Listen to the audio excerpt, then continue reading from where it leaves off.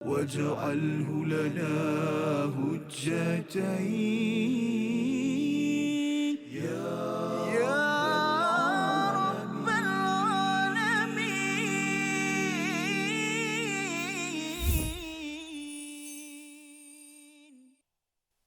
وإن امرأة خافت من بعلها نشوزا أو إعراضا فلا جناح عليهما صدق الله العظيم. Assalamualaikum warahmatullahi wabarakatuh. Alhamdulillah wassalatu wassalamu ala Rasulillah wa ala alihi wa man walah. Syada la ilaha illallah, syada Muhammadan abduhu wa rasuluhu. Allahumma salli ala sayidina Muhammad wa ala alihi wa sahbihi ajma'in. Amma ba'd. Apa khabar tuan-tuan dan puan yang dirahmati Allah sekalian? Kita bertemu dalam episod MQT pada hari ini, My Quran Time, Quran Salat Infaq. Sama-sama kita ingin mengulang kaji halaman 99 dan 100 yang telah pun kita belajar pada minggu ini, dan kita mengalung-alungkan kehadiran Al-Fadhil Ustaz Dr. Sanusi Azmi. Apa khabar? Alhamdulillah sihat. Sahlan ya. Alhamdulillah. Kita nak sama-sama borak-borak hari ini, tapi borak-borak insya-Allah yang pasti mengungguli permata Al-Quran bersama Ustaz Tar. Apa khabar Ustaz? Alhamdulillah Fadil Ustaz. Safa sihat? Sihat alhamdulillah. Kita bersama ni apa? Footballer. Bukan ya, bukan. Okey, pentadabur kita, ya tokoh kita, dan alhamdulillah kita mulakan sesi kita dengan doa subhanakala ilmalana illa ma 'allamtana innaka antal alimul hakim.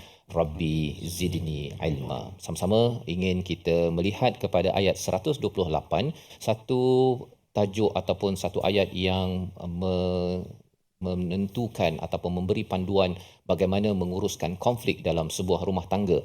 Dan jika seorang perempuan bimbang suaminya akan nusyus atau tidak melayaninya, maka kedua-duanya dapat mengadakan perdamaian, as-sulh, dan wasulhu khair. Allah menyatakan perdamaian itu adalah lebih baik. Terus bersama Al-Fadhil Ustaz Dr. Sanusi untuk menjelaskan, kalau sebelum ini kita pernah berjumpa dengan istilah wanita, isteri yang nusyus, tapi di sini yang si wanita pula, si isteri pula khafat min ba'liha. Satu, kalau Ustaz Doktor boleh terangkan mengapa tak zaujiha tapi ba'liha, ya. Tapi lebih daripada itu, nusyus bagi seorang suami ataupun i'radan itu apa maksud yang boleh diperhatikan agar penonton semua pun dapatlah memahami. Okey, kalau ini berlaku, saya kena buat sesuatu lah ni. Silakan. Baik, terima kasih Ustaz Fazrul dan juga Ustaz Tarmizi kita. Alhamdulillah rabbil alamin, wassalatu wassalamu ala asyrafil anbiya wal mursalin wa ala alihi wasahbihi ajma'in. Amma ba'd. Topik yang dibincangkan pada hari ini adalah topik yang jarang-jarang macam Piramli jarang-jarang kita sentuh, iaitu mengenai tentang nusyus seorang suami. Biasa kita dengar nusyus ni untuk wanita sahaja, tapi sebelum tu saya sentuh juga mengenai apa yang ditanya oleh Ustaz Fazrul mengenai tentang min ba'liha kan. Kenapa seorang suami itu dipanggil sebagai ba'al?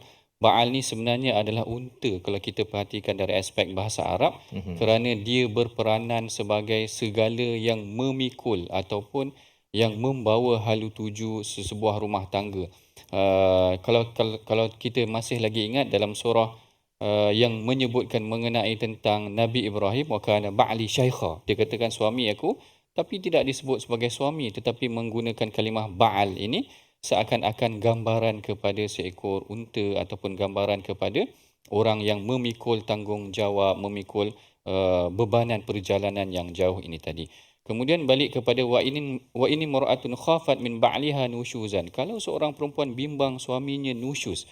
Sekarang ni ambil balik perkataan nusyus ini, diambil daripada perkataan nasyaza. Kalau kita tengok dia membawa maksud al-irtifa', maksudnya tinggi, bangkit ataupun meninggi begitu.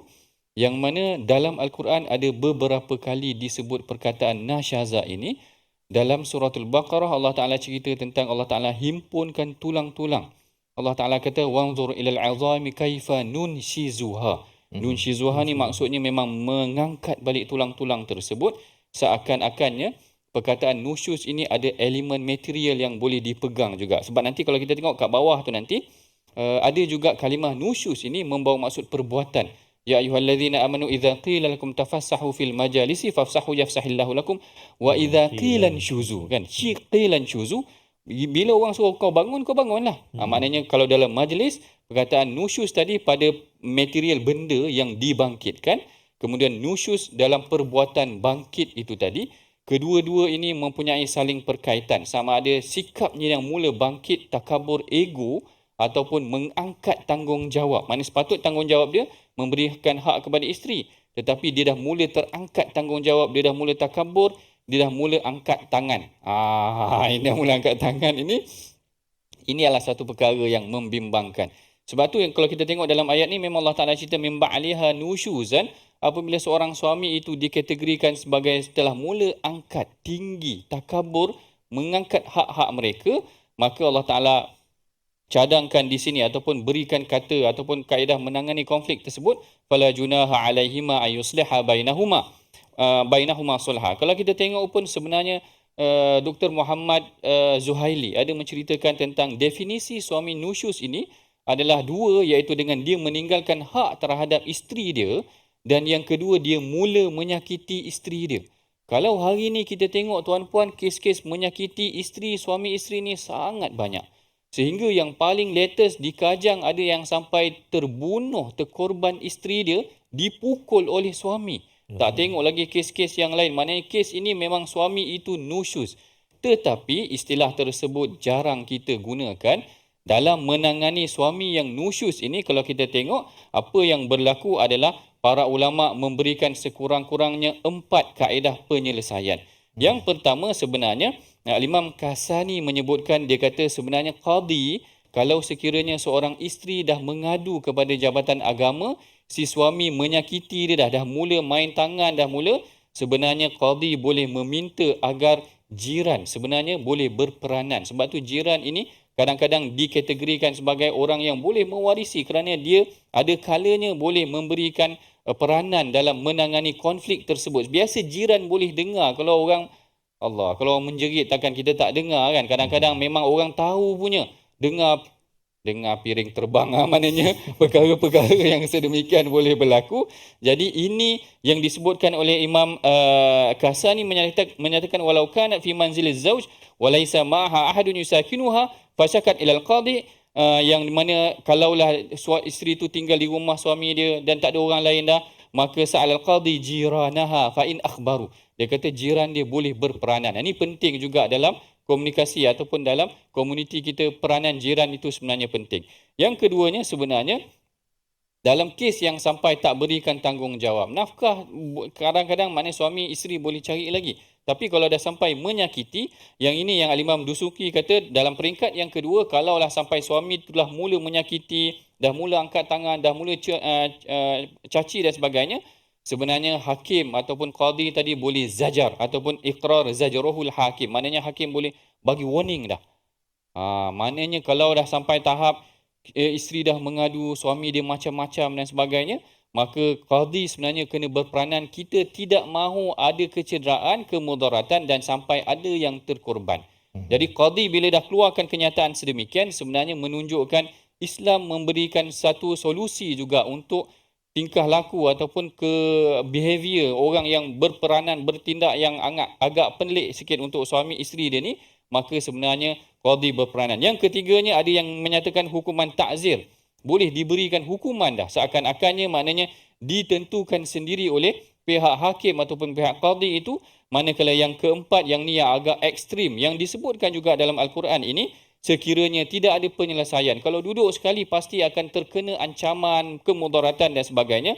Al-Izz ibn Abdus Salam menyatakan kalau dah sabit dari aspek hakim yang mana mereka ni memang saling cedera ataupun ada kecederaan yang berlaku, maka dicadangkan untuk berpisah pun boleh dilakukan oleh pihak qadi ataupun pihak hakim ini bagi menangani suami yang nusyus. Suami yang nusyus sebenarnya peringkat awal penyelesaiannya adalah suluh ayyusliha bainahuma, yang Allah Ta'ala sebutkan mengenai tentang boleh didamaikan mereka berdua ini. Kerana yang ini semua saya nak sentuh sikit lagi mengenai tentang bila Allah Ta'ala ceritakan tentang ayyusliha bainahuma, Allah Ta'ala kata fala junaha alaihima, maknanya tak salah mereka nak berdamai.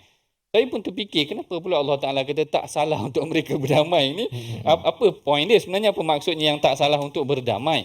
Kerana bila suluh ini dia telah mula mengangkat hak suami sebenarnya. Maksudnya, bila mereka dah mula memberikan ruang suluh itu tadi, si isteri ataupun si isteri telah boleh memberikan hak. Dia kata tak apalah, sepatutnya hak aku sedemikian, aku dah boleh longgarkan hak aku. Maknanya sepatutnya aku boleh duduk di rumah kau ni dalam tempoh, katakan kalau 2-3 orang isteri, ambillah satu ruang ni kepada orang lain, maka ini sebenarnya hak isteri. Tetapi suami boleh diberikan kelonggaran tersebut sekiranya untuk berdamai, sebab tu Allah Taala mulakan fala junaha alaihima an yusliha bainahuma, boleh diberikan hak itu walaupun sebenarnya itu tanggungjawab suami. Maknanya kena diberikan kelonggaran dan tidak berdosa dalam urusan suluh itu tadi. InsyaAllah. Ya, jadi terima kasih diucapkan kepada Al-Fadhil Ustaz Dr. Sanusi menjelaskan tentang istilah sulh sebentar tadi, proses perdamaian, ya, dan proses perdamaian itu memerlukan toleransi, ya. Memanglah kalau asalnya hak si isteri itu begini, tetapi bila Allah memulakan dengan fala junaha alaihima itu maksudnya ada hak yang boleh di let go, ya, oleh si isteri asalkan dapat berdamai, dapat kekal dalam sebuah rumah tangga. Dan perkara ini bincang dua ke, kena ada qadi ke, macam mana Ustaz? Kena ada orang tengah. Kena ada orang tegah, ya. Kalau tidak memang mencabarlah kan. Orang ni kata dah bagi, dia dah bagi betis nak peha macam-macamnya. Jadi perkara ini adalah satu tindakan yang memerlukan pihak pendamai, ya, dan inilah yang dibawakan dalam ayat 128 surah An-Nisa. Kita akan menyambung sebentar lagi ayat-ayat seterusnya, namun kita berehat sebentar. My Quran Time, Quran Salat Infaq, insya-Allah. واجعله لنا هجتين يا رب العالمين.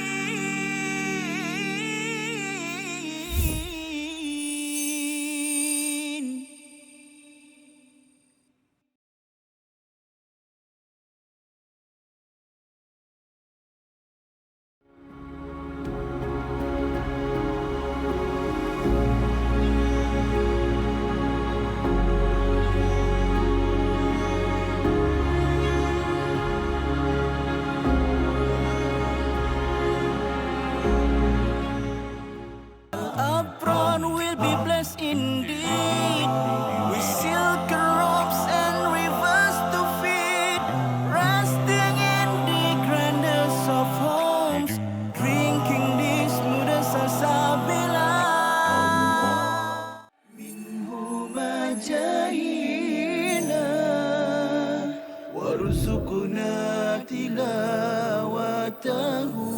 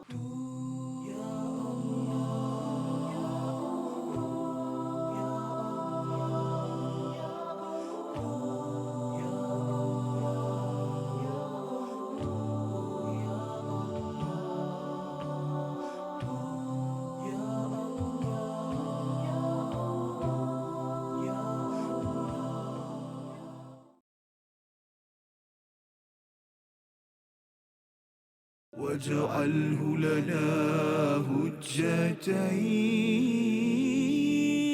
يا رب العالمين.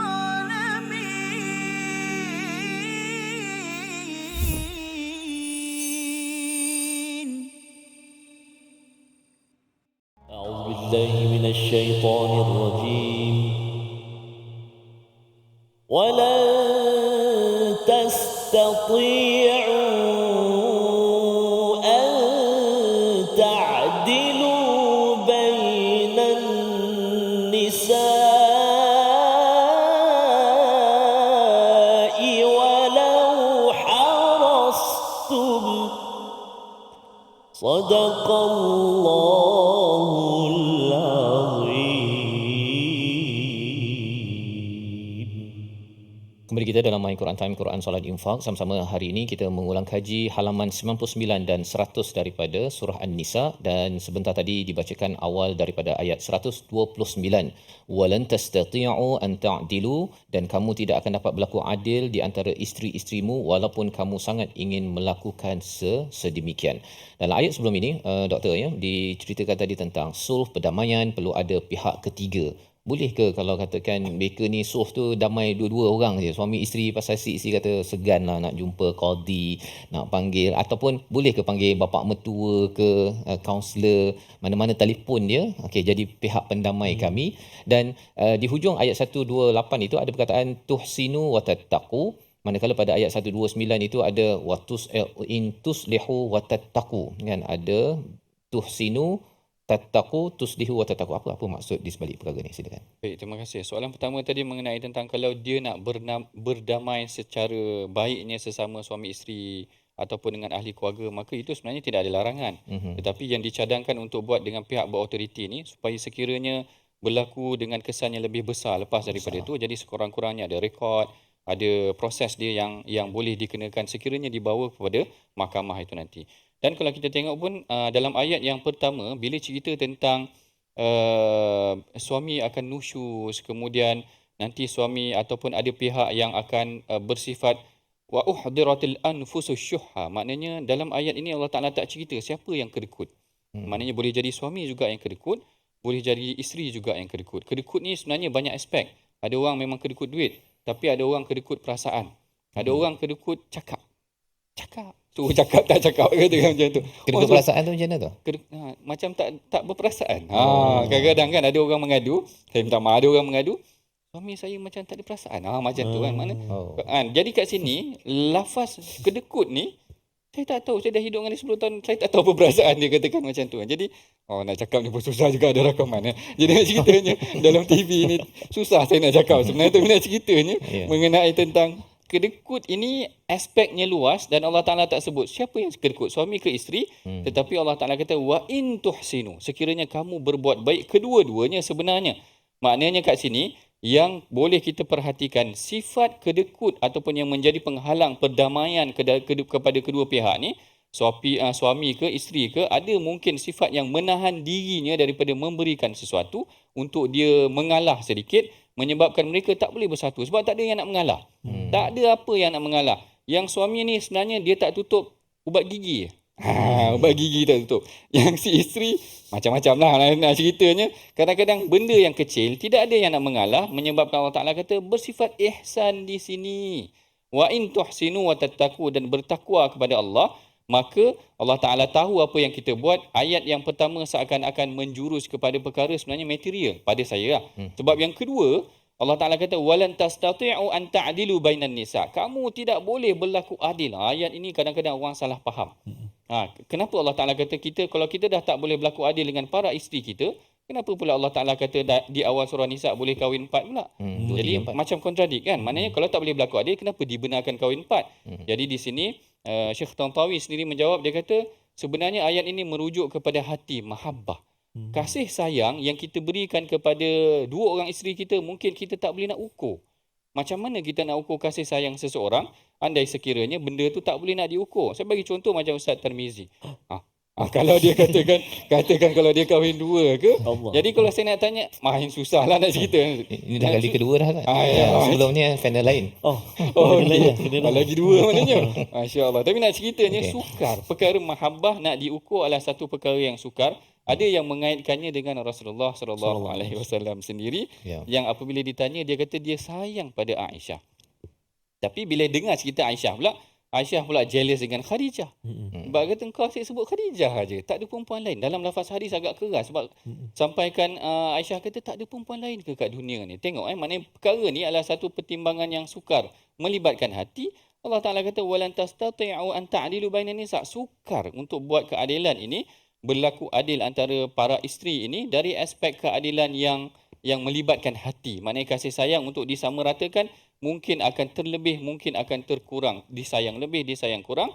Tetapi dalam bab pemberian yang lain dari aspek materialnya, hak-hak seperti pakaian, makanan, tempat tinggal yang telah ditetapkan dari aspek nafkah, Maka ini memang tak boleh untuk kita tidak berlaku adil. Memang kena berlaku adil. Sebab dalam rumah tangga kalau kita tengok para sahabat ini berbeza-beza. Ada yang kadang-kadang mengadu, memang tak ada sebab. Sebagai contoh Jamilah bin Abdullah bin Ubay bin Salul. Jamilah bin Abdullah ni adalah isteri kepada Thabit bin Qais. Thabit bin Qais ni Rasulullah janji innahu min ahli jannah. Dia ni memang ahli syurga. Tapi satu hari Jamilah datang mengadu pada Rasulullah. Dia kata aku tak ada pemasalah tapi aku tak boleh dah duduk dengan dia. Macam tu. Oh, dengan ahli syurga ni pun tak boleh. Dan bahkan dia kata kepada Rasulullah, aku tidak menafikan keelokan Islam dia. Maknanya orang yang warak, saleh, tetapi mungkin ada isu dengan isteri dia yang isteri dia mungkin rasa tak berapa ngam barangkali. Dan tidak ada jalan penyelesaian, melainkan dia minta izin dengan Rasulullah untuk berpisah dengan Thabit bin Qais. Dan kalau kita tengok pun sebenarnya ada juga isteri-isteri Nabi yang isteri-isteri para sahabat mengadu kepada Rasulullah, suami aku ni kedekut. Kita dah biasa dengar cerita kisah tersebut, Hindun mengadu. Kita dah dengar kisah yang Salman pergi ke rumah Abu Darda tengok Ummu Darda mutabadzilah. Dia pakai pakaian yang lusuh ataupun macam dah lama. Lalu dia kata, "Masya Nuki, kenapa engkau macam ni?" Lalu Ummu Darda kata, "Inna akhaka laisa lahu syai'un minad dunya." Saudara engkau ataupun Abu Darda dah tak ada perasaan dengan dunia, termasuklah aku pakai dengan pakaian yang seadanya sahaja. Jadi kita tengok isu-isu rumah tangga ada pada zaman Rasulullah. Tetapi menanganinya Rasulullah tekankan dua aspek ataupun Allah Taala bimbing dengan dua aspek. Pertama, ihsan. Maknanya kalau ramai isteri, maknanya kena ihsan, kena beri kepada hak-hak mereka. Kalau fokus kepada seorang pun, ihsan dalam perbuatan pemberian kepada seseorang. Manakala itu kalau seorang, kalau ramai isteri, Allah Ta'ala kata memang nak memberikan keadilan. Dalam aspek hati ini agak sukar, tetapi sekurang-kurangnya islah. Iaitu islah ni adalah menampakkan kebaikan ataupun perdamaian antara semuanya. Kalau kita tengok ini adalah lebih baik. Kalau kita tengok dengan yang ni baik, dengan yang ni mereka berdamai. Kalau semua 4 orang isteri ini baik-baik sesama mereka, dia akan menampakkan kedamaian dan keadilan yang diberikan. Maknanya 4 isteri ini tak bising. Mereka adalah ada kebaikan sesama mereka.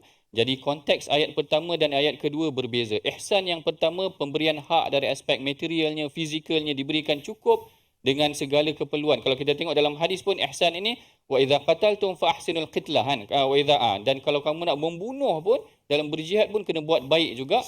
Itu tahap nak berjihad. Ini bukan berjihad dengan isteri pun. Maknanya nak buat baik dengan isteri, buat betul-betul kebaikan pada isteri. Pada bahagian yang kedua, ayat itu konteksnya lebih luas bagi mereka yang mempunyai isteri yang ramai. Dalam bab pemberian hak, kasih sayang ini kadang-kadang sukar untuk kita berikan.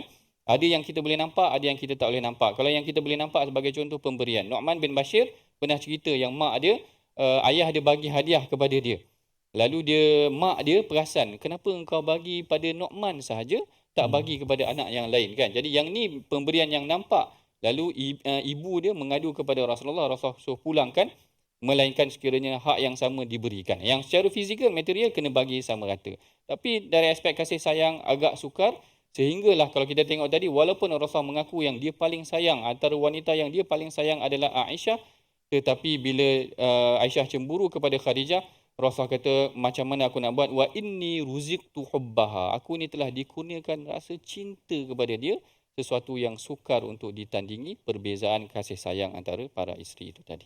Baik, terima kasih diucapkan pada Al-Fadhil Ustaz Dr. Sanusi menjelaskan ayat 129 itu berkaitan dengan hakikat adil di kalangan isteri-isteri, ya. Memang itu adalah tidak mungkin, ya, tidak mungkin apabila bercakap tentang non material, Ustaz, ya, tetapi material itu perlu dijaga haknya, dan perkara itu adalah perkara yang mencabar, Ustaz, ya. Pasal bila Ustaz cakap tadi ayat 128 tu, syuh itu, dia ada banyak macam kedekut kan. Jadi dua-dua suami boleh kedekut, si isteri boleh kedekut, dan dari situlah tidak mampu untuk berdamai. Itu baru kalau seorang-seorang kan. Kalau seorang dengan 2, 3, 4 itu lagi mencabar.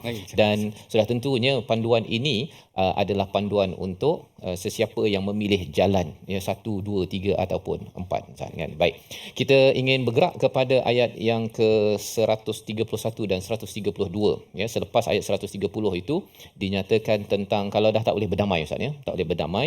Mari sama-sama kita membaca ayat 132, perkataan lillahi ma fis samawati wa ma fil ard yang ketiga yang Allah sebutkan selepas perceraian ataupun perpisahan. Ayat 132 bersama Al-Fadhil Ustaz Tarmizi. Terima kasih Al-Fadhil Ustaz Fas, Al-Fadhil Ustaz Dr. Ahmad Sanusi. Tuan-tuan dan puan-puan ibu sekalian, kita nak baca satu ayat, satu baris, ayat 132. A'udzubillahi minasyaitonirrajim. ولله ما في السماوات وما في الأرض وكفى بالله وكيلا وكفى بالله وكيلا صدق الله العظيم. Surah Al-Nazim ayat yang ke-132 adalah ulangan ketiga lillahi ma fis samawati wa ma fil ard, selepas bercerita tentang perceraian pada ayat 130, selepas bercakap tentang perdamaian pada ayat 128 dan juga isu dalam poligami. Apakah signifikan 3 kali Allah mengulang lillahi ma fis samawati wa ma fil ard? Kita berehat sebentar. My Quran Time, Quran Salat Infaq, insya-Allah. واجعله لنا هجتين يا رب العالمين.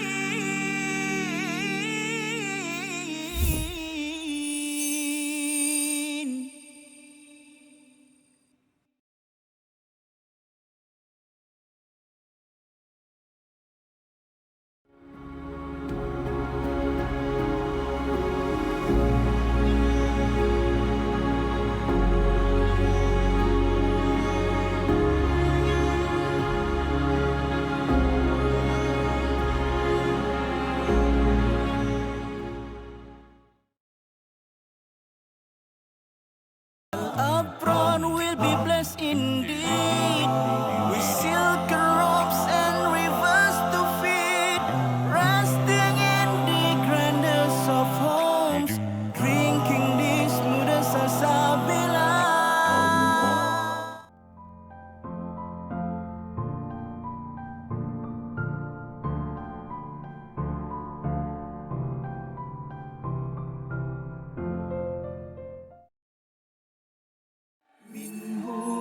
جاهينا وارزقنا تلاوته. Hadis ni dikategorikan sebagai hadis palsu kerana dia mempunyai ciri-ciri hadis palsu, iaitu amalan yang ringkas saja, maknanya satu amalan tetapi ganjaran dia seperti ganjaran pahala Nabi Ibrahim. Masya Allah, macam tu Ustaz ini. Seakan-akan Ustaz ini malam ke-8 solat tarawih dapat pahala Allah. Nabi Ibrahim terus. Yang menariknya doktor, saya pernah ada buku ni. Masya Allah. Saya pernah ada buku ni, dia kata malam pertama pahala ni segini kan. Betul. Tapi dulu kita tak berapa nak belajar sangat kan. Jadi kita dah tahu tentang kata hadis yang viral tapi tak sahih ni, kita ambil lah iktibar kan. Betul. Yang ni yang sangat penting kita belajar tentang pengajian hadis ni tuan-tuan. Barangkali sebelum ni banyak juga tersebar hadis-hadis yang kita biasa dengar dalam masyarakat, tetapi kita bimbang hadis-hadis ini adalah hadis yang tidak kena ataupun tidak benar. Dan salah satu ciri-ciri hadis yang tidak betul ataupun palsu ini, seperti mana yang disebutkan dalam slide itu tadi, ganjaran yang sangat besar terhadap satu pahala, terhadap satu amalan yang kecil.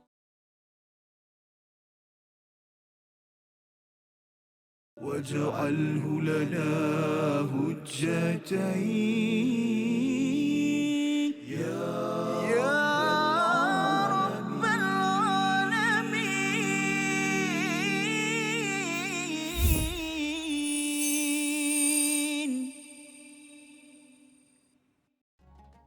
Kita kembali dalam My Quran Time, Quran Salat Infaq. Sama-sama kita mengulang kaji halaman 99 dan 100. Dan Alhamdulillah kita bersyukur pada Allah Subhanahu Wa Taala, di dalam Al-Quran ini diberikan hidayah dalam kita menguruskan sesuatu kejayaan dan juga ketika berlakunya konflik. Dan halaman ke-99 ini penuh dengan bagaimana konflik, kalau katakan ada berlakunya nusyus di peringkat suami ataupun acuh tak acuh, i'radan, maka dibekalkan panduan sulh, ataupun jika ianya tidak mampu untuk didamaikan, ayat 130 menyatakan kalau perlu berpisah, maksudnya. Dan lepas itu muncul ayat walillahi ma fis samawati wa ma fil ard, walillahi ma fis samawati wa ma fil ard, sampailah pada ayat 132 walillahi ma fis samawati wa ma fil ard. Apa signifikan 3 kali Ustaz? Banyak kali ulang ni kepada konflik yang berlaku. Silakan. Baik, terima kasih Ustaz Fazrul. Ini satu observation, pemerhatian yang menarik. Kalau kita tengok lepas Allah Ta'ala cerita wa in tafarraqa kan. Lepas Allah Ta'ala cerita kalau sekiranya mereka berdua berpisah. Maknanya lepas tu mereka akan bercerai. Allah Ta'ala kata yughnillah. Maknanya Allah Ta'ala akan cukuplah bagi Allah. Kemudian 3 kali. Maknanya 3 kali walillah, fa inna lillah dan walillah. Kedua-dua ataupun ketiga-tiga ini disebutkan dalam ayat yang sangat rapat. Setelah daripada kes perceraian berlaku. Kalau kita balik kepada suratul Baqarah, sama juga bila bincang mengenai tentang ayat talak, at-talaqu marratan fa imsakum bima'rufin aw tasrihun biihsan. Ayat tentang talak panjang Allah Taala cerita. Bawa hujung-hujung tu muka surat sebelah kita tengok Allah Taala tiba-tiba mulakan dengan hafizu 'ala salawati was salatul wusta. Tengah cerita pasal bincang tentang talak panjang-panjang, tiba-tiba tengah-tengah Allah Taala cerita jagalah salat. Sebab tu sebahagian ulama tafsir menyatakan dalam pergaduhan antara laki dan isteri ni, suami dan isteri ni, dia sebenarnya membebankan bukan sahaja fizikal bahkan mental seseorang. Jadi salah satu kerehatan yang diberikan adalah pertama dengan salat. Yang keduanya kalau dalam suratul Nisa ini pula 3 kali diulang memberikan kita gambaran tentang keluasan kecukupan manusia hanya dengan Allah. Yang ini yang sebenarnya yang disebutkan oleh Syekh Osman Khamis juga disebut. Dia kata 3 kali Allah Ta'ala ulang. Sebutan yang pertama menggambarkan kecukupan manusia dengan Allah. Yughnillah. Allah Ta'ala kata memadai dengan Allah Ta'ala bagi mereka berdua kan. Dan jika keduanya bercerai, maka Allah akan cukupkan keperluan masing-masing dengan kurniaannya. Kalau dah tak boleh nak bersama, maka memadai kedua-dua belah pihak ini kembali kepada Allah. Tidak memburukkan masing-masing punya pasangan. Sebab kadang-kadang bila dah bercerai, habis inilah bapa engkau yang bapa pula kata inilah dia mak engkau dan sebagainya, dah bergaduh. Tidak cukup dengan mereka hanya Allah Ta'ala kata berdamai dan cukup dengan Allah sahaja. Telah memadai dengan Allah. Allah Ta'ala maha kaya, Allah Ta'ala yang memiliki seluruh rezeki di langit dan di bumi. Kalau si isteri bimbang diceraikan nanti tak ada rezeki dan sebagainya, Allah Ta'ala kata cukup dengan Allah. Allah Ta'ala bagi rezeki kepada engkau. Kalau inilah jalan terakhirnya, walillahi ma fis samawati wa ma fil ard. Seluruh langit dan bumi ni Allah Ta'ala yang bagikan rezeki. Cuma menariknya juga Allah Ta'ala ceritakan tentang walaqad wasainal ladzina utul kitab. Kenapa pula tiba-tiba masuk utul kitab? Yang ini yang disebutkan oleh Syekh Osman Khamis. Dia kata bukan merujuk secara spesifik kepada utul kitab ni Nasrani dan Yahudi, tetapi kepada seluruh umat yang diberikan kitab, memberikan bayangan perkara mungkin mengenai tentang rezeki ataupun perceraian ini berlaku juga kepada umat-umat terdahulu. Mereka telah diberikan bimbingan. Sama seperti umat yang hari ini telah diberikan bimbingan yang paling penting wa iyyakum anittaqullah. Yang paling penting kamu bertakwa kepada Allah Ta'ala. Kalau kamu kufur macam dilakukan oleh kaum yang terdahulu, tak guna juga. Yang paling penting apa keadaan sekalipun bergaduh antara suami dan isteri, kembali kepada Allah. Ini kaedah healing yang sebenar. Bukan healing nanti dia hilang pergi pantai ke, sebenarnya tak healing juga nanti dia tak selesai masalah healing dia tu. Healing yang sebenar Maksudnya bukan sekadar tengok langit dan bumi ya, betul, tapi kembali balik kepada pemilik langit bumi. Betul. Betul. Kan kalau memang Allah Taala sebut walillahi ma fis samawati wal dia kata healing kita tengok pantai kita healing. Tapi sebenarnya bila dia tengok telefon ingat balik katakan macam tu, tak move on juga, tak selesai juga, kembali lepaskan, kembali kepada Allah. Allah Ta'ala akan, kalau kita tengok kat sini Allah Ta'ala tutup wa kana Allahu ghaniyan hamida. Allah Ta'ala dah cukup kaya dah, maha kaya lagi maha terpuji. Itu membayangkan bagaimana memadai dengan Allah sahaja manusia itu akan kembali. Kalau kita tengok contoh yang paling tinggi sebenarnya Rasulullah lah, apa sahaja yang kesukaran dilalui, akhirnya dia akan bawa manusia kembali kepada Allah. Itulah kaedah healing yang sebenar, yang terbaik insya-Allah. Baik, terima kasih diucapkan pada Al-Fadhil Ustaz Dr. Sanusi menjelaskan bagaimana memujuk healing tadi itulah penawar yang sebenar-benarnya. Kita faham bahawa Allah nyatakan pada surah Yunus bahawa syifa lima fis sudur itu adalah datang daripada Allah, dan penawar healing itu perlu mengikut garis panduan daripada Allah Subhanahu Wa Taala. Bukan sekadar tengok as-samawati wa ma fil ard maksudnya, tapi mulakan dengan lillah itu kan. Kalau tidak dia nampak langit bumi, lepas tu dia nampak langit ini pun sempit kan. Mengapa langit tidak, dia pulalah pergi kepada universe lah, apa semua perkara yang tidak meredakan. Dan bila bercakap tentang konflik di dalam sebuah rumah tangga ini, pada muka surat 135 dibawakan tentang konflik di dalam rumah dan juga di luar rumah. Mari sama-sama kita baca ayat 135 untuk memahami perkara ini. Silakan Ustaz. Baik, terima kasih Al-Fadhil Ustaz Fazrul, Al-Fadhil Ustaz Dr. Ahmad Sanusi, tuan-tuan dan puan-puan, ibu-ibu ayah sahabat Al-Quran. Kita berganjak ke halaman yang ke-100. Kita nak baca ayat atas sekali, ayat 135 insya-Allah. A'udzubillahi minasyaitonirrajim. Ya ayyuhalladzina amanu kunu qawwamin bil qist. كونوا قوامين بالقسط شهداء لله ولو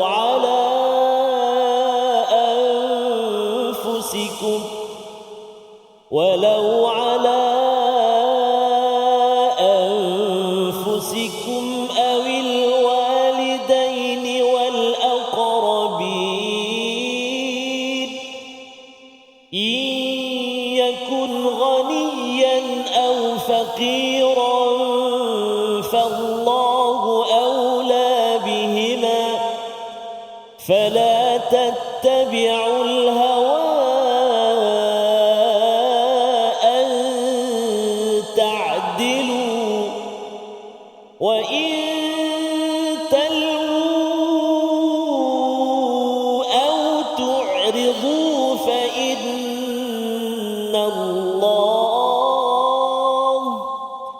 فإن الله كان بما تعملون خبيرا صدق الله العظيم.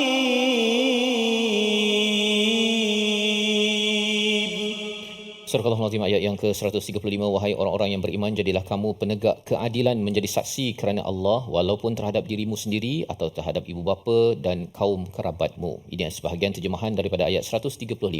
Syuhada lillah, menjadi saksi dengan ataupun kerana Allah Subhanahu Wa Taala. Mari kita bersama Dr. Sanusi untuk memahami apa maksud syuhada sebenar dalam ayat ini, Ustaz. Baik, perkataan syuhada alillah ini merujuk kepada saksi lah. Maknanya kalau kita tengok memang penyaksian buat Allah itu tadi. Yang ini mungkin kita boleh kembali kepada peristiwa yang berlaku antara Rasulullah dengan Sayyidina Abdullah bin Mas'ud. Bila mana Rasulullah minta Sayyidina Abdullah bin Mas'ud bacakan kepadanya ayat Al-Quran. Apabila diminta untuk membacakan kepadanya ayat Al-Quran, maka Abdullah bin Mas'ud pada awalnya menolak untuk baca ayat tersebut kerana dikatakan kaifa aqra wa alayka tunzal ataupun alayka nuzil. Macam mana aku nak baca sedangkan ke atas engkau ini Al-Quran diturunkan. Lalu Rasulullah suruh juga Abdullah bin Mas'ud baca. Abdullah bin Mas'ud sebenarnya baca surah An-Nisa ini. Sehinggalah pada ayat fa kaifa idza ji'na bi kulli ummatin bi syahidin wa ji'na bika ala haula'i syahida. Macam mana nanti kalau sampai satu keadaan kami jadikan engkau ini saksi buat seluruh umat. Maknanya gambarannya macam itulah, ringkasan kepada ayat tersebut. Bila sampai ayat tersebut, Abdullah bin Mas'ud tengok Rasulullah menangis. Bila dia tengok Rasulullah menangis, dia tak jadi baca, dia hentikan bacaan tersebut kerana ayat tersebut ceritakan bagaimana nanti Rasulullah akan jadi saksi bagi keseluruh umat. Jadi saksi di sini bukan sekadar saksi yang membayangkan kepada kita pencegahan berlakunya jenayah, iaitu memberikan keadilan. Saksi berperanan untuk memberikan keadilan semula kepada masyarakat. Tetapi saksi di sini ada dua aspek. Satu, memberikan rahmat kepada manusia. Syuhada alillah, iaitu menjadi saksi kerana Allah. Maknanya menjadi saksi pada hari kiamat nanti kepada seluruh manusia. Dan yang keduanya adalah saksi membenarkan apa yang telah dilakukan oleh manusia itu sendiri. Lalu Allah Ta'ala kata, jadilah kamu penegak keadilan. Yang pertama, dia mulakan dengan penegak keadilan. Yang keduanya barulah dia kata syuhada walaupun terhadap menjadi saksi, penegak keadilan dan menjadi saksi kerana Allah ini tadi. Dua aspek. Yang ini juga disebutkan oleh Syekh Tantawi, kata saya. Allah Ta'ala mulakan dengan penegak keadilan dahulu kerana menegakkan keadilan adalah hak diri sendiri dan hak semua orang. Manakala syuhada ini akan mengembalikan hak orang lain yang dizalimi. Maknanya kita menegakkan keadilan dahulu. Sekiranya keadilan tidak dapat ditegakkan, maka datanglah saksi. Kita menjadi saksi buat umat ataupun apa yang berlaku dalam kalangan kita nanti pada hari kiamat. Ini yang paling membimbangkan. Kerana nanti kalau kita ditanya oleh Allah Ta'ala, apa yang berlaku ini kita boleh menjadi ataupun tubuh badan kita akan menjadi saksi terhadap kelakuan yang berlaku kepada orang lain. Sebab itu, kalaulah kita lakukan maksiat, kita tidak ataupun kita dilarang untuk menceritakan maksiat kita. Kerana sebenarnya yang menjadi saksi itu hanyalah diri kita sendiri. Bila kita cerita dah pada orang, jadi maksiat kita itu sebenarnya orang lain dah menjadi saksi kepada maksiat kita. Kalau kita hanya diamkan maksiat kita, hanya kita yang menjadi saksi. Dan Allah Ta'ala itu afun karim. Memang dia adalah pengasih dan dia penyayang. Dia boleh tutup perkara tersebut. Tapi andai sekiranya kita sendiri yang menceritakan kepada orang, kita akan menyebabkan orang lain menjadi saksi buat diri kita. Yang itu yang kalau kita tengok hadis muflis, habis semua amalan itu diambil oleh orang lain kerana mereka menjadi saksi terhadap kezaliman terhadap diri kita. Jadi yang saksi yang di sini bukan sekadar penyaksian di mahkamah, bukan sekadar penyaksian di dunia ini, tetapi yang lebih utama menjadi saksi di sisi Allah Ta'ala nanti atas kezaliman dan keadilan yang berlaku di sisi manusia. Walau ala anfusikum, sekalipun terhadap diri dan anak-anak dan ahli keluarga. Terima kasih ucapkan pada Dr. Sanusi menjelaskan tentang istilah syuhada itu bukan sekadar kita jadi saksi dekat mahkamah, ya. Kalau tak dipanggil ke mahkamah tu, okeylah, tak payahlah saya amalkan, ya. Rupanya ia juga lebih luas daripada itu. Setiap orang akan menjadi saksi di akhirat nanti, Ustaz, kan. Di akhirat itulah yang sebenarnya kalau kita menjadi saksi kepada kebenaran, syukurlah, ya. Tetapi kalau katakan orang lain bersaksi kebenaran kepada kita atas perkara yang tak baik, yang itu yang mengerikan tersebut. Kerana apa? Dah tak bolehlah nak bagi bawah meja, tepi meja, bagi hadiah dah tak boleh dah, ya. Itu adalah tempat hakimnya, itu adalah Allah Subhanahu Wa Taala. Kita berehat sebentar, kembali semula selepas ini. Mari Quran Time, Quran Salat Infaq. واجعله لنا هجتين يا رب العالمين.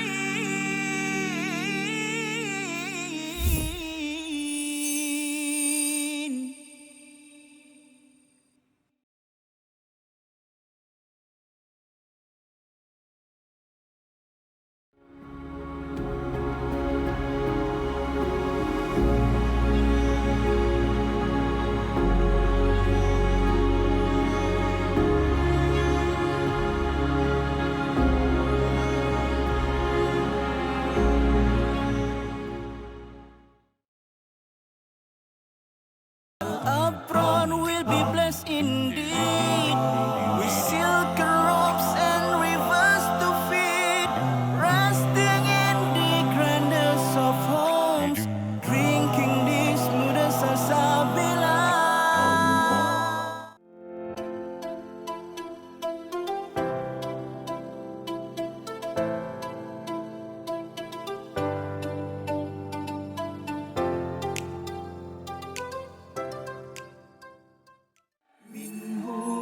جاهنا وارزقنا تلاوته. Disebutkan oleh Coach Jamil tadi berkenaan dengan aiqadha wa aiqadha ahlahu, dan baginda sallallahu alaihi wasallam akan menggerakkan, membangunkan, mengejutkan ahli keluarganya, isteri-isteri dan keluarganya. Itu adalah benda yang memang kita akan faham terus daripada hadis tersebut. Namun para ulama kita mengatakan yang perlu ditekankan daripada perkataan itu ialah kita tidak berseorangan melakukan kebaikan. Kita kena ingat bahawa kita ada keluarga yang kita nak gesa mereka, gerakkan mereka untuk melakukan ibadat bersama kita. Kita tak nak masuk syurga seorang-seorang. Itulah yang mudahnya. Jadi kalau kita ada kawan, kalau kita tak ada keluarga, mungkin kita sedang belajar ke apa, kita ada kawan-kawan yang tidur, kejutkan dia. Kejutkan dia bangun. Apatah lagi mungkin dia ada program pagi itu, program iftar dan sebagainya, sebagai AJK kan dan sebagainya. Dia keletihan. Balik dah sembahyang tarawih, dia tidur, kita cuba gerakkan dia, at least dia bangun, sekurang-kurangnya dia bangun dan dia membacalah sedikit zikir-zikir yang mudah dibaca dan pahalanya besar. واجعله لنا هجتين يا رب العالمين.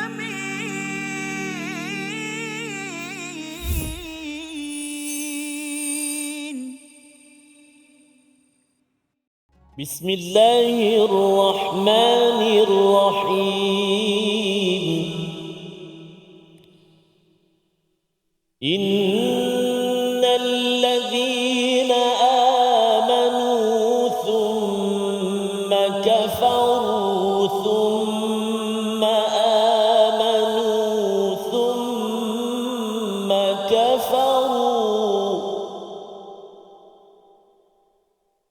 ثم آمنوا ثم كفروا ثم ازدادوا كفرا لم يكن الله ليغفر لهم لم يكن الله ليغفر لهم ولا ليهديهم سبيلا صدق الله العظيم.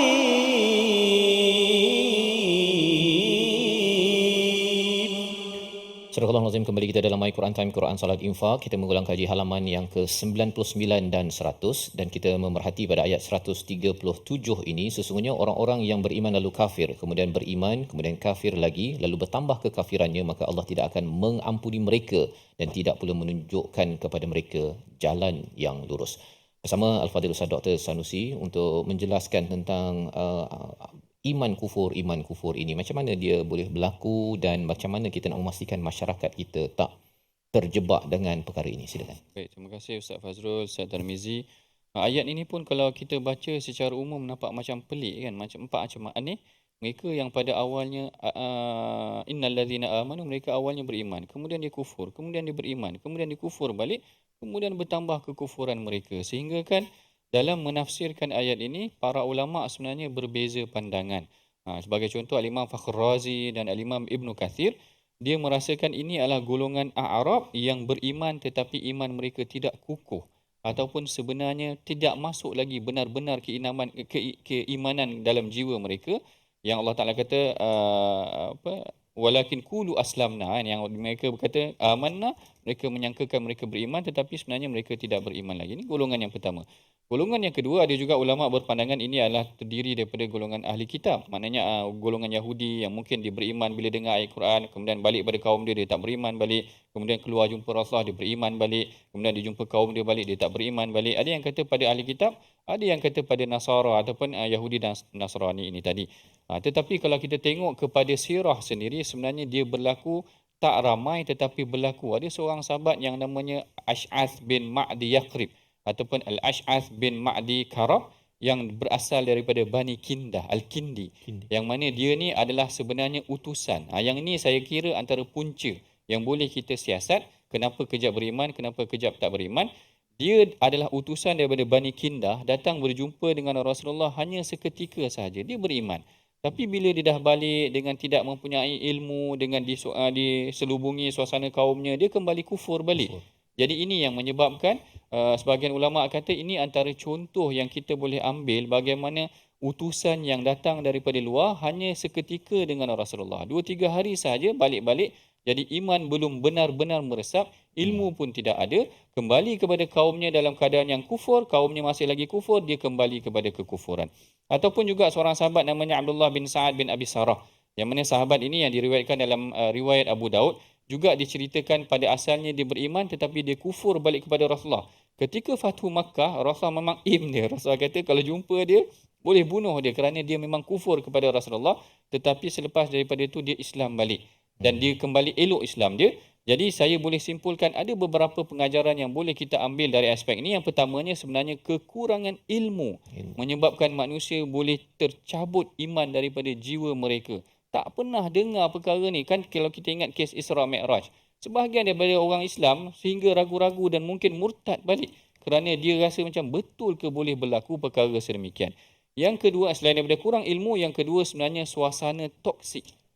Menggugat keimanan mereka, duduk dengan orang kafir, akhirnya orang kafir meragukan mereka terhadap Islam, akhirnya gugur keimanan dia. Dia pun rasa, kalau kita kan kita belajar luar negara, kadang-kadang ada orang argue pada kita pun lama-lama terfikir, lama-lama kita pun kawan-kawan kita bawa suasana yang negatif, kata Islam ni membebankan dan sebagainya.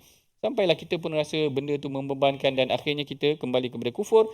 Yang ini adalah punca-punca. Sama ada ilmu tidak sampai kepada mereka, mereka tidak sempat diselami ataupun iman tak sampai menjiwai diri mereka, dan kemudian pula mereka duduk dalam suasana yang tidak membantu, akhirnya menyebabkan mereka kembali kepada kekufuran. Baik, diucapkan terima kasih kepada Dr. Sanusi menjelaskan tadi bagaimana peristiwa yang disampaikan pada ayat 137 tadi itu satu, dan pelajaran yang boleh kita ambil antaranya tadi dalam masyarakat kita perlunya ilmu saja. Pasal kalau tidak iman itu dibajai dengan ilmu, maka akhirnya dia pun makin kendur, makin lagi tak yakin kepada keimanan. Satu, yang keduanya jangan masuk dengan suasana toksik tadi kan. Jadi mungkin ayat ini perlu diberikan latihan kepada pelajar-pelajar terutama nak pergi luar negara. Kadang-kadang dia rasa alah insya-Allah kuat kan. Memanglah bergantung pada Allah itu, tetapi perlu diberitahu salah satunya jangan duduk banyak sangat dengan mat-mat minah salih itu yang menyebabkan perbincangan itu boleh mentoksikkan, boleh membawa kepada kufur ataupun memperolok-olokkan kepada ayat Allah. Ya, kalau topik belajar tu tak ada masalah lagi kan. Kalau ada yang kata bahawa saya tengok orang tu selamat je belajar kat UK contohnya kan. Itu orang itu, orang ini tu perlu kita ambil panduan agar tak nak ada risiko Ustaznya. Risikonya ialah memang nak pergi belajar, tapi ya mungkin Ustaz pun ada pengalaman ya, kawan-kawan kita ada yang kalau macam sekarang, kalau sebelum ni My Quran Time pertama seorang kawan saya dah meninggal kan. Meninggal tu pasal euthanasia, minta doktor bunuh diri pasal asal Islam tapi akhirnya atheist kan. Dan seorang lagi masih lagi beragama sama ada Kristian ataupun atheist. Kalau dia tengok ni tak tahulah dia daripada Georgia ke, masih lagi kat sana kan. Duduk sekali satu bilik dekat Malaysia, dekat Shah Alam, dia kejutkan sembahyang subuh, pergi tahajud kan, tetapi rupanya tidak ada garanti ya, tidak ada garanti apabila berada dalam suasana toksik tersebut. Jadi kena dibuat latihan dengan ayat ini bagi pensyarah-pensyarah yang berada dalam program pengantarbangsaan ya, penting kerana kita tidak mahu yang pergi keluar satu, tapi yang dalam pun Ustaz ya. Dalam ni pasal kita ada permainan-permainan interaksi dengan dalam dua negara. Diskusi toksik itu boleh berlaku je di mana-mana pada zaman ini. Kita doa pada Allah SWT, Allah menjaga diri keluarga kita daripada suasana kufur itu, dan di hujung ini kita berdoa bersama Al-Fadhil Ustaz Dr. Sanusi. Silakan Ustaz. A'udzubillahi minasyaitonirrajim. Bismillahirrahmanirrahim. Alhamdulillahi rabbil alamin, wassalatu wassalamu ala asyrafil anbiya'i wal mursalin wa ala alihi wa ashabihi ajma'in. Allahumma salli ala sayyidina Muhammad wa ala ali sayyidina Muhammad. Allahumma ighfir lana wa liwalidina warhamhum kama rabbawna shighara. Rabbana hab lana min azwajina wa dhurriyyatina qurrata a'yunin waj'alna lil muttaqina imama. Rabbana hab lana min azwajina wa dhurriyyatina qurrata a'yunin waj'alna lil muttaqina imama. Rabbi ja'alna muqimas salah wa min dhurriyyatina rabbana wa taqabbal du'a. Rabbana atina min ladunka rahmatan wa hayyi' lana min amrina rashada. Rabbana asrif 'anna 'adzaba jahannama inna 'adzabaha kana gharama. Rabbana atina fid dunya hasanah wa fil akhirati hasanatan wa qina 'adzaban nar. Wa sallallahu ala sayyidina Muhammadin wa ala alihi wa sahbihi wa baraka wa sallam. Walhamdulillahi rabbil alamin. Amin amin ya rabbal alamin. Moga-moga Allah mengabulkan doa kita pada hari ini dan terus Allah memimpin kita dengan Al-Quran daripada surah An-Nisa yang membekalkan banyak panduan hidayah untuk menguruskan keluarga kita, menguruskan masyarakat kita, dan inilah yang ingin kita bina dalam tabung gerakan Al-Quran. Peluang untuk tuan-tuan menyumbang dan juga menghubungi nombor di talian untuk kita mengadakan kempen kesedaran di peringkat keluarga ya, betapa ada istilah yang mungkin tak sempat belajar waktu khusus kahwin kan. Ya, waktu khusus kahwin dah nak kahwin je tak belajar, ada nusyus lelaki, nusyus suami ya. Tapi bila kita sedar perkara ini, insya-Allah harapnya ianya memberi panduan ketika senang dalam keluarga, dalam masyarakat, ketika ada konflik tetap ada panduan hidayah daripada Tuhan. Saya mengucapkan terima kasih kepada Al-Fadhil Ustaz Dr. Sanusi bersama pada hari ini Ustaz Tar. Ya. Dan kita bertemu lagi dalam episod akan datang My Quran Time, Quran, Salat, Infaq, insya-Allah.